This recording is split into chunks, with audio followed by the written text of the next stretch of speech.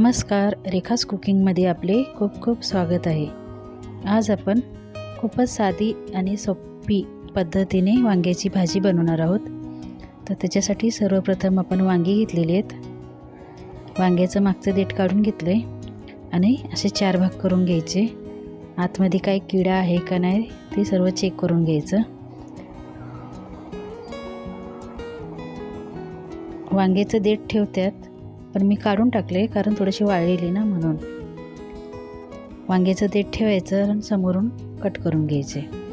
तर अशा प्रकारे आपण सर्व वांगी व्यवस्थित कट करून घेऊ, आतून चेक करू। तर बघू शकता सर्व छान असे कट करून झालेले आहेत। वांग्याची भाजी कुकरमध्ये करणार आहे। तर कुकरमध्ये सर्वप्रथम तेल गरम करून घेऊया। तेल छान गरम झालं की त्याच्यात आपण 2 मोठे कांदे बारीक चिरून घेतलेले आहेत ते टाकून घेऊ आणि कांदे छान व्यवस्थित ब्राऊन कलर येईपर्यंत भाजून घ्यायचे आहेत।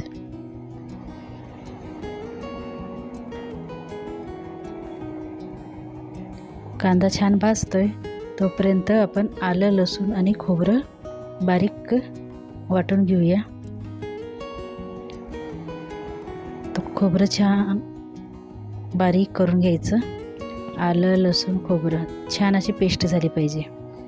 तर आता कांदा पण आपला भाजत आलेला आहे, छान असा त्याचा कलर चेंज झालेला आहे। आता आपण त्याच्यात आलं, लसूण आणि खोबरं बारीक करून घेतलं होतं ते टाकून घेऊ। ते सुद्धा कांद्यासोबत छान भाजून घ्यायचं। तर छान असे आपण कांदा भाजून घेतलेला आहे। कांदा छान भाजून रेडी झाला आहे। आता आपण त्याच्यात मसाले टाकायला घेऊया। मसाल्यामध्ये लाल तिखट आहे, आपला काळा मसाला आहे, हळद आहे, धना पावडर आहे आणि चवीनुसार मीठ घेतलं आहे। आणि मसाले भाजताना गॅस थोडासा कमी करूया म्हणजे मसाले करपायचे नाहीत। तर छान व्यवस्थित मसाले भाजून घ्यायचे। मसाले भाजताना गॅस कमी केला ना म्हणजे करपायचे नाहीत, भाजणार चांगले। आता वांगी जी कट करून घेतली होती पाण्यात ठेवलेली ती टाकून घेऊ आणि त्याला सुद्धा आपण कांद्यासोबत 2 मिनिटं असंच परतायचं। छान व्यवस्थित परतून झालेलं आहे। आता आपण त्याच्यात आपल्याला किती पाणी पाहिजे त्या हिशोबाने पाणी टाकून घेणार आहे। तर वांगी 2 मिनिटं छान परतून झाल्यात। आता आपण त्याच्यात पाणी टाकून घ्यायचं आहे। तर 1.5 ग्लास पाणी टाकणार आहे।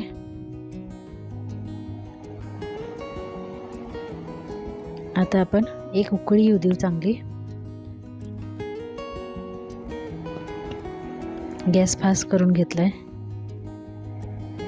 छान अशी उकळी आलेली। आता उकळी आल्यानंतर आपण त्याच्यात शेंगदाण्याचा कूट टाकायचा आहे।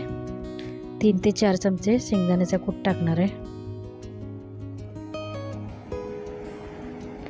आणि बारीक चिरलेली कोथिंबीर टाकून घेऊया।